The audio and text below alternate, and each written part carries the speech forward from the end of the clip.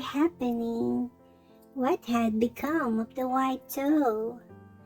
Though when she sprang from the carriage, she was aware that some unkind fate had changed her into an animal. Yet, till she saw herself in a stream, she had no idea what it was.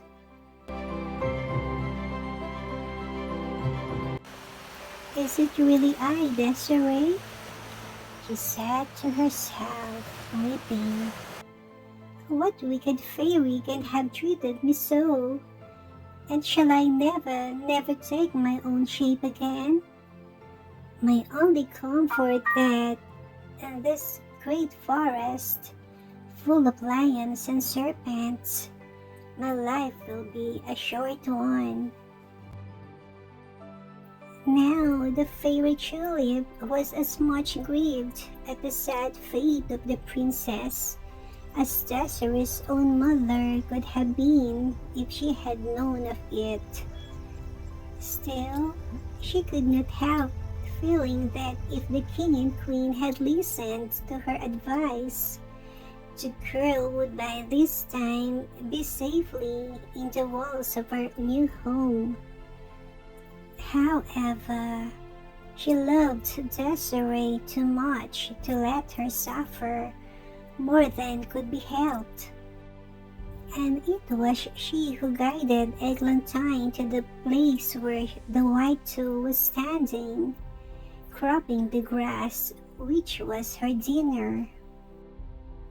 At the sound of footsteps, the pretty creature lifted her head, and when she saw her faithful companion approaching, she bounded towards her and rubbed her head on Eglantine's shoulder.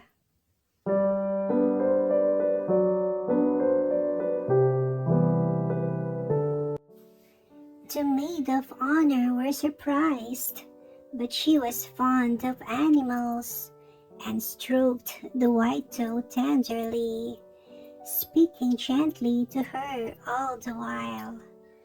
Suddenly, the beautiful creature lifted her head and looked up in Eglantine's face with tears streaming from her eyes.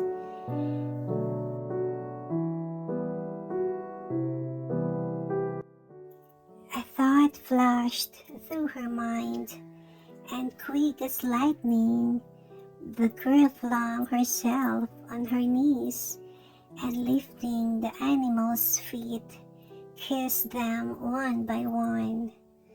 "My princess, oh my dear princess," cried she, and again the white toe rubbed her head against her, for thought the spiteful fairy had taken away her power of speech.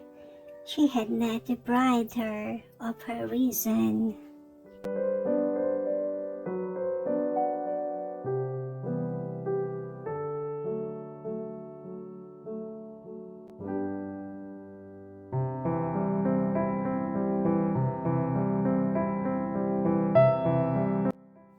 All day long, the two remained together, and when Eglantine grew hungry, she was led by the white toe to a part of the forest where pears and peaches grew in abundance.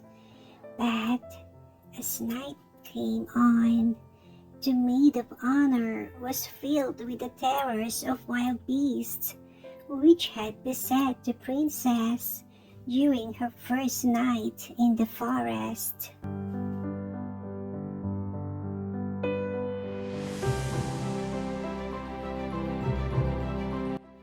"Is there no hut or cave we could go into?" asked she, but the doe only shook her head, and the two sat down and wept with fright. The fairy tulip, who in spite of her anger was very soft-hearted, was touched at their distress and flew quickly to their help. "I cannot take away the spell altogether," she said, "for the fairy of the fountain is stronger than I, that I can shorten the time of your punishment, and I'm able to make it less hard, for as soon as darkness falls, you shall resume your own shape."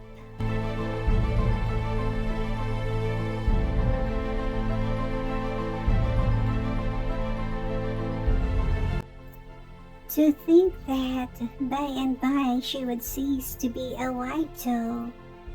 Indeed, that she would at once cease to be one during the night, was for the present joy enough for Desiree, and she skipped about on the grass in the prettiest manner.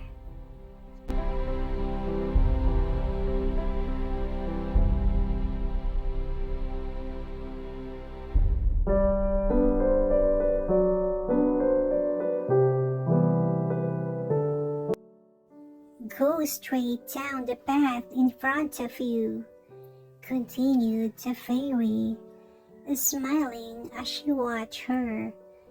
"Go straight down the path and you will soon reach a little hut where you will find shelter." And with these words she vanished, leaving her hearers happier than they ever thought they could be again.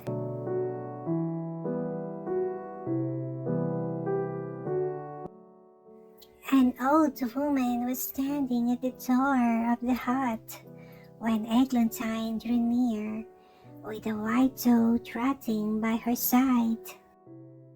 "Good evening," she said. "Could you give me a night's lodging for myself and my doe?" "Certainly I can," replied the old woman, and she led them into a room with two little white beds, so clean and comfortable that it made you sleepy even to look at them.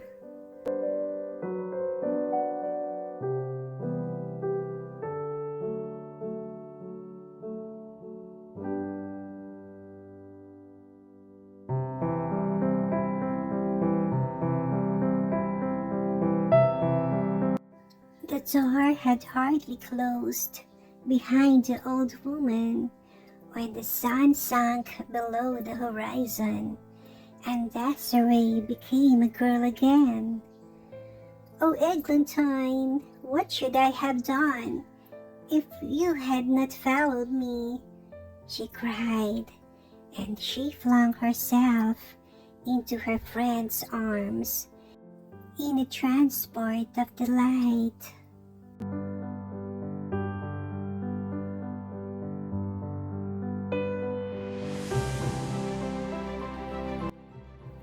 Early in the morning, Eglantine was awakened by the sound of someone scratching at the door, and on opening her eyes, she saw the white doe struggling to get out.